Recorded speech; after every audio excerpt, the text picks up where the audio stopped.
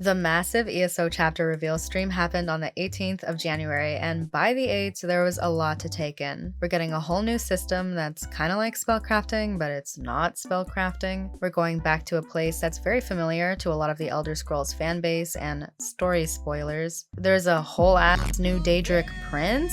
If you happen to miss the stream, no worries, you already know I gotcha with my usual follow-up stream recap video. And if you're going, But Artea, didn't you just make a video about the Gold Road? Yeah, I did.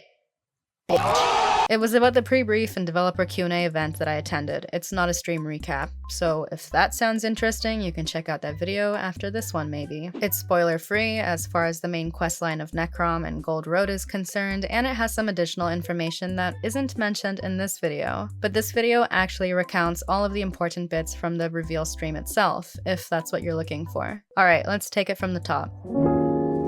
Matt Fire started the stream off by expressing what ESO means to the developers. He followed it up with a trip down memory lane. He recounted the adventures that we've had the chance to experience and the characters that we've had the chance to meet over the past decade. That's right, ESO is celebrating its 10th anniversary, and there will be plenty of events in the US and Europe to celebrate this dub. We were then given a very brief summary of what we could expect from this upcoming chapter. We're exploring a region of Tamriel that is well known among Elder Scrolls fans, the West Weald. And we'll be able to experience a new system known as Scribing that will allow us to customize our abilities. On that note, we were treated to the new trailer for ESO Gold Road. This cinematic depicts the Elven, Nord, and Breton hero working together to try to keep a staff from the clutches of Torvisard. Unfortunately, they are ultimately unsuccessful, and Torvisard appears to use the staff to unleash the forgotten Daedric prince Ithelia upon Tamriel. At least that's what I think went on here. I don't know, there was definitely some tomfoolery taking place.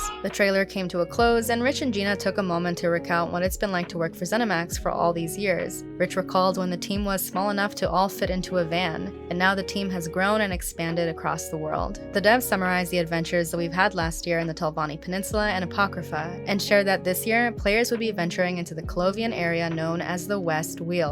The West Weald shares borders with the Gold Coast, Valenwood, and Cyrodiil. A dense jungle has suddenly appeared overnight and caused major destruction to settlements located near the Valenwood border, and the entire region is being plagued with attacks from a new kind of Daedra that have never been seen before. The entity responsible for calling all of this chaos is none other than the forgotten prince, Ithelia. Ithelia is free, roaming around the West Weald, and this will be very bad for the economy. The last major component of the Gold Road chapter consists of the new system, Scribing, something that players have been asking for a long time. Scribing will allow players to better customize their builds in a visual and practical sense. The devs mentioned that Scribing is their take on the spellcrafting systems from previous Elder Scrolls games, with some balance tweaks to ensure that it works with ESO's combat system. Players will be able to tap into the fundamental elements of magic by unlocking special skills that they can then customize in different ways. Rich elaborated by mentioning that players will be able to change the way that a skill interacts with the world, as well as its unique effects, to allow players to truly play the way they want. The mic was then passed to the zone lead for Gold Road, Ed Stark, who would go into more detail about the zone's main storyline and new Daedric prince. Ed Stark stated that the West Weald is an independent nation that is allied to the Imperial forces that are currently occupying Cyrodiil and ruled by the Colovian Count Callantius. And it is under attack. A third of the West Weald has been devastated by the jungles of Valenwood overnight, and while the Wood Elves in the area are chill and equally astonished by this peculiar event, the Count is eager to find out what the fuck is going on and what he needs to do to prevent any more of his land from being lost. Laramil the Wise, an ally of Hermaeus Mora and prominent character from last year's content, is back in business, investigating the reappearance of Ithelia, the Forgotten Prince. Laramil has discovered that Ithelia's evil groupies are scouring the West Weald for signs of her and causing chaos and destruction everywhere they go. They think that there's a connection between this Forgotten Prince and the Aelids that once dwelled in the ruins of the West Weald. No one knows how or why the Forgotten Prince has pulled up or what kind of effect they may have on the region, Tamriel, or all of Nirn, but that will be up to us to discover in the Gold Road chapter that will release later this year. We'll be able to encounter new and returning allies in this year's story, such as Baragon, Tribute Alea Idolis, Fenorian, oh my god, the Twitch chat went fucking wild when he showed up, and Mizik Thunderboots. Ed Stark wrapped up his segment by mentioning that this year's story has a bit of everything in it. Political intrigue like the stories of High Isle and Orsinium, supernatural threats on the same scale as Somerset and Greymoor, and intense battles like those in Elsewhere. There will be a non-linearity to the questline, so players will just have to follow the threads and see where they take them. ESO's art director, CJ Greb, shared some more information about the unique zone that we'll be able to explore in the upcoming chapter. We'll be returning to a location that we haven't seen since the Elder Scrolls Oblivion. This new zone features 3 unique biomes: the Gold Road, Dawnwood, and the Colovian Highlands. The Gold Road is located in the southeast part of the region, and the environment resembles that of the Gold Coasts. It's also the home to the region's bustling capital, Skingrad. To the southwest, there's Dawnwood, an area that was formerly a part of the West Weald that has since been consumed by the dense, encroaching jungles of Valenwood, and occupied by advancing wood elves from the settlement of Vashabar. In the north lies the Colovian Highlands, a dry, mountainous region that contains numerous vineyards and Ayleid ruins that players will be able to explore to uncover more of Tamriel's ancient history and see parts of Ayleid culture that have never been seen before. And lastly, there's the Wildburn, a dank area that separates the Dawnwood from the Colovian Highlands and the Gold Road. These lands have been mysteriously corrupting all of the indigenous beasts of the land, which now pose a major threat. The entire region is also under attack by aspects of Athelia that hail from the Daedric realm of Miramor. In conclusion, CJ states that they have, quote-unquote, created a beautiful world in flux, besieged by change itself. Which I think is a great way to summarize the aesthetics of this location. The fact that the West Weald has an autumnal feel to it fits this description perfectly, as autumn is often symbolically associated with being the harbinger of change. We were then shown an overview of what we could expect from the Gold Road chapter. Content-wise, everything that we normally get from ESO chapters was on the list, save for companions, which will be arriving in Q4 later in the year. Kira Ross-Schlitt, ESO's project lead, kicked off the portion of the stream that discussed scribing by saying the phrase, "play your way."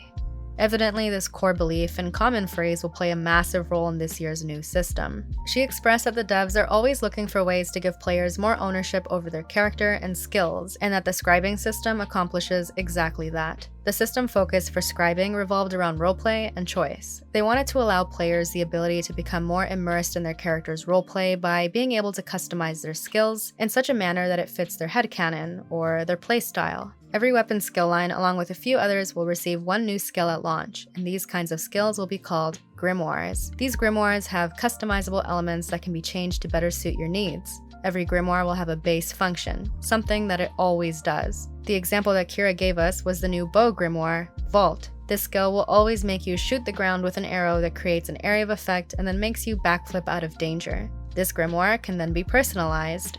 Every scribe skill will have 3 script slots, a primary, secondary, and tertiary slot that allow the player to change the ability specifics. Primaries determine the main effect and resource cost of a skill. For example, a poison or a bleed type AoE damage can be set as the primary script of Vault. Secondaries are about individualizing the skill to better match your build or roleplay, while reinforcing the identity of the parent skill line. For example, you could set your primary script of Vault to be one that heals, and then your secondary could provide a heal over time, or resource regen over time, to allies that remain in the area of effect.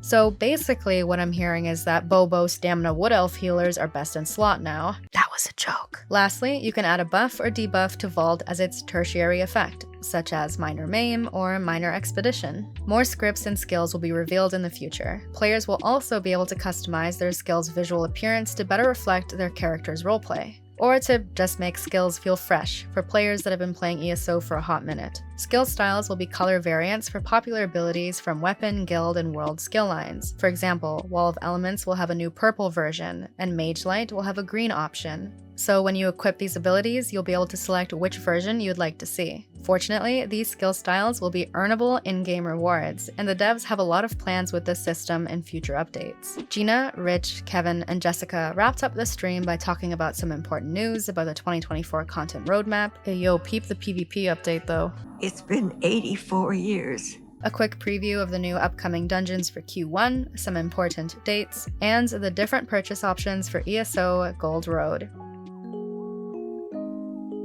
In my Gold Road pre-brief and developer Q&A video, I asked people to share their impressions of the new content that's in store for us. Overall, I got the impression that people are pretty excited about this new chapter and system. People have been asking for some kind of spellcrafting-like system for a while now, and scribing gets pretty damn close to that. as it will allow players the chance to customize their skills on both a practical and visual level. I think a lot of us are curious to see what kind of wild, wacky, and yet effective playstyles will emerge thanks to this system. While styles will be earnable rewards at launch, some people are a little worried that styles may eventually end up becoming Crown Store exclusive. When this gamer first saw the styling showcase, they automatically assumed that they would be Crown Store exclusive. That's how accustomed we are to cool things being in the Crown Store only. Like how the community had been asking for porting animations for so long, and then we got them, and they ended up being in the Crown Store, and even Crown Crates. Needless to say, our expectations were definitely exceeded when we realized that these styles will be earnable rewards. Thank you, Zos. Very cool.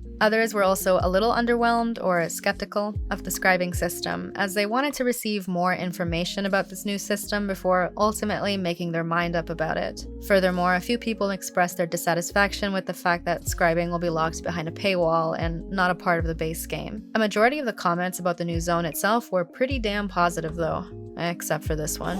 This new chapter is not the Bosmer chapter that I was hoping for, or that I thought we were going to get upon receiving those chapter clues in the mail, and maybe some of you Bosmer mains feel the same way, but I'm glad that we are getting some Bosmer representation, finally, by way of the Dawnwood biome. In my headcanon, my main is half Imperial and half Bosmeri, so this expansion, roleplay-wise, for me anyways, might actually be pretty sweet. I look forward to doing the quests in this region, and I don't usually feel that way about ESO quests. I eagerly await the upcoming developer deep dive streams that will showcase the new content and system in more detail, and you can count on the fact that I'll have these streams summarized in videos on this channel in the future. But that's all for today's video. I'm gonna go sleep now for the first time in 4 days. Thank you for watching, thank you to my YouTube members for their additional support, and I'll see you in the next video. Cheers!